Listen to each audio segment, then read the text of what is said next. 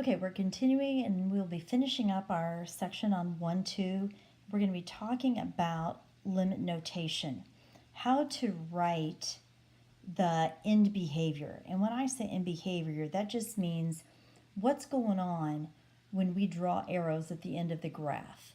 So like, what's the rest of the story basically? So when you see a graph and we have arrows that are representing the graph doing something, it's like, what's happening at these arrows? Where are they actually going? What's going on with them? And so we call that our end behavior. It's at the end of the graph, what's going on. And we can do that using a notation called limit notation.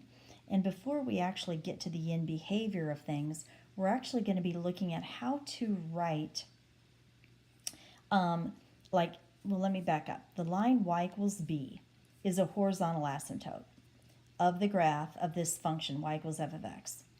As f of x approaches the limit of b, as x approaches negative infinity or infinity. We write that in limit notation. So basically what we're saying is that if there is a horizontal asymptote, so let me pull this one back up of our previous graph that we were using up here with our finding horizontal and vertical asymptotes. So this is the graph of x divided by x squared minus x minus 2. And we found that we have a horizontal asymptote at 0. So what we're saying is that if we could, we'd put a little arrow on the end of each one of these. And I'm just speaking strictly now for horizontal asymptote. If we could put an arrow, we see that that part of that graph right there is approaching but never touching 0. That graph is approaching but never touching 0. And when I say 0, I mean y equals 0. That is the x-axis, the horizontal asymptote there. And so how could I describe that using what we call limit notation? So basically, if there is a horizontal asymptote that we have found, that we have proven, then we can write that as limit notation. We say LIM is short for limit. So it's saying the limit of a function, f of x is abbreviated for function, as x approaches negative infinity. This is basic. That will always be part of your limit notation. And what that's saying is what is happening to the graph. It's kind of a question mark.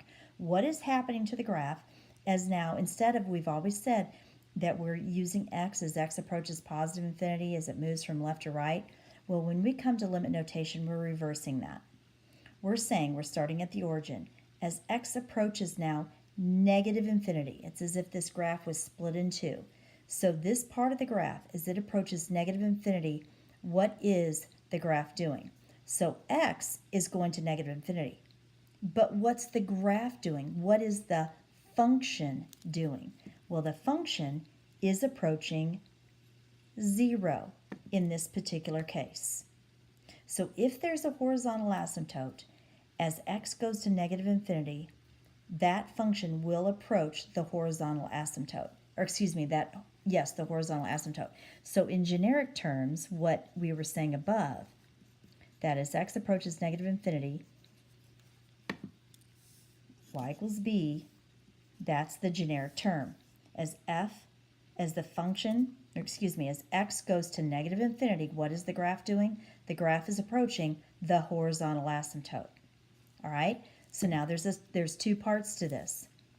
Then we say the limit of the function as x goes to positive infinity. So now looking back at our example, we can see here that the horizontal asymptote is still the same. Now we're going from the origin out to positive infinity. What is it approaching? It is still approaching that horizontal asymptote, which in this particular case happens to be 0.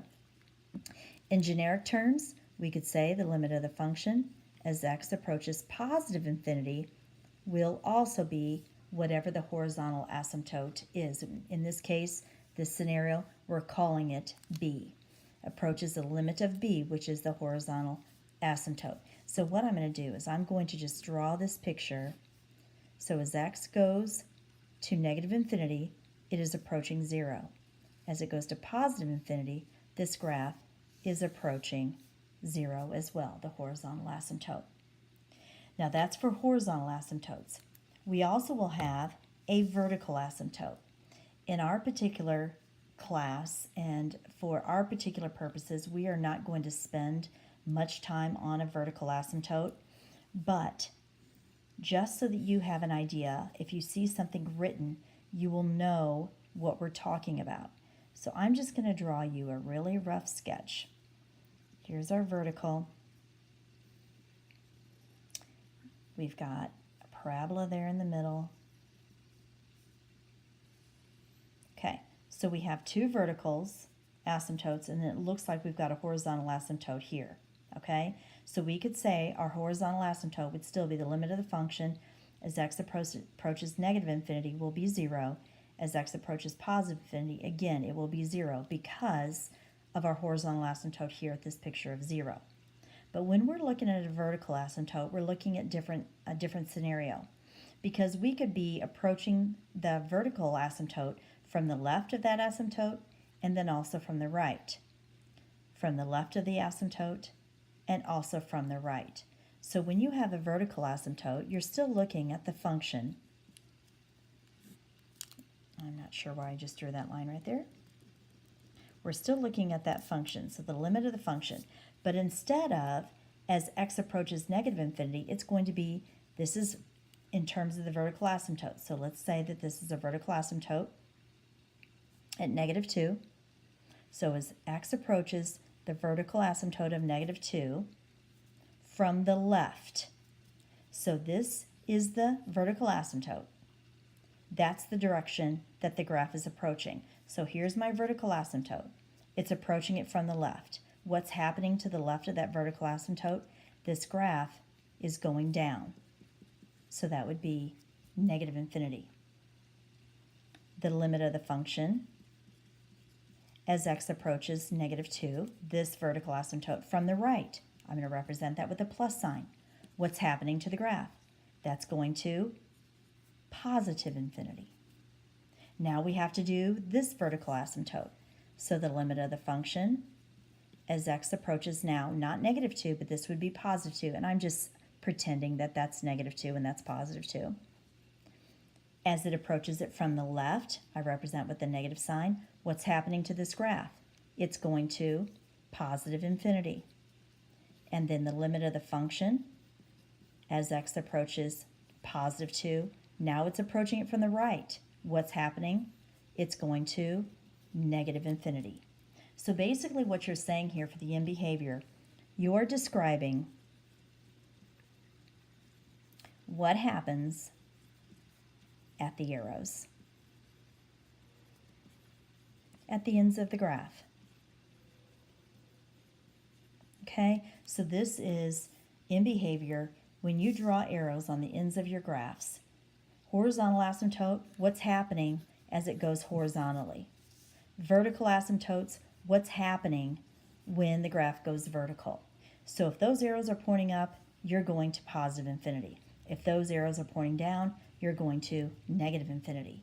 Horizontal asymptote is whatever that horizontal asymptote is, that is what it's approaching. Now we have one more, and now we want to write our end behavior in limit notation for each one of these functions. All right, so we can get this up on our calculator.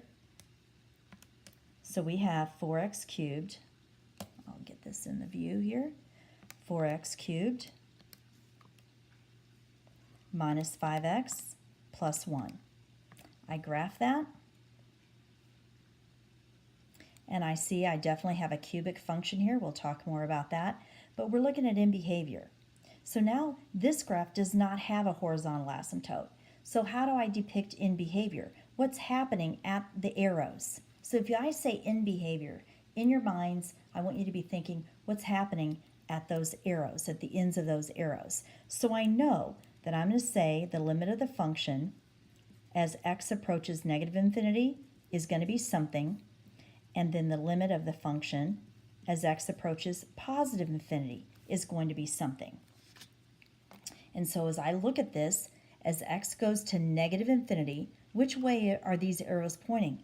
Well, they're pointing down, so that obviously would be negative infinity.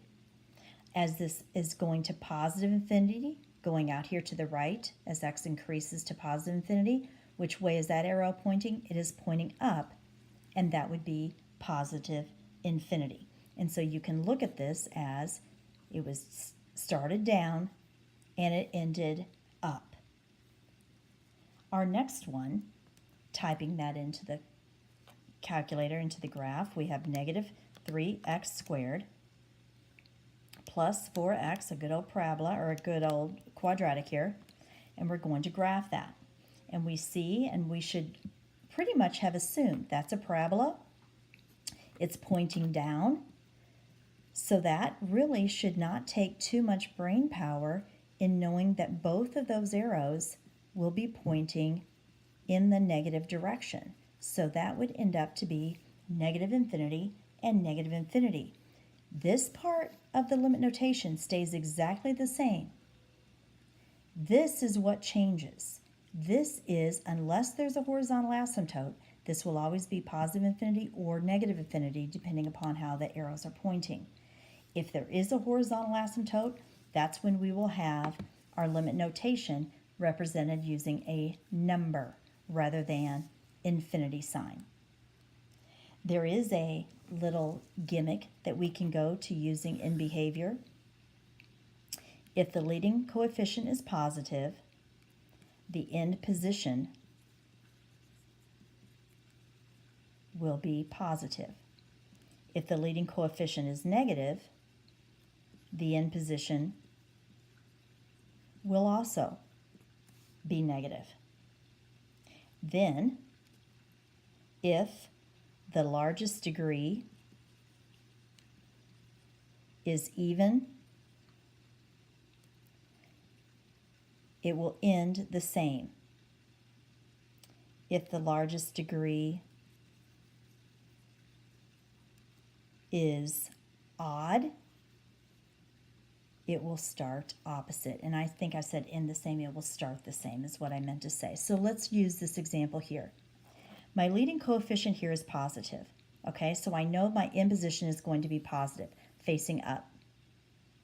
But my degree is odd, so it's going to start opposite. So it's going to end up, but start opposite. That's exactly how I had that drawn. This one over here, it started negative and it ended negative. Well, let's see. The leading coefficient is negative, so the end position is negative and it ending negative. But the degree is even. So whatever the ending was, the beginning will be the same. That's just a little cheat as we go through. Let's just do one more. Let's go back to this example we had at the top, where we had a horizontal asymptote at -2. If I was to write the end behavior for this horizontal asymptote, I would write that, and I'm just going to squeeze this in right here. If I want you to say, write for me the horizontal asymptote in limit notation, or excuse me, I would say write for me the end behavior. Limit of the function as x approaches negative infinity is going to be something.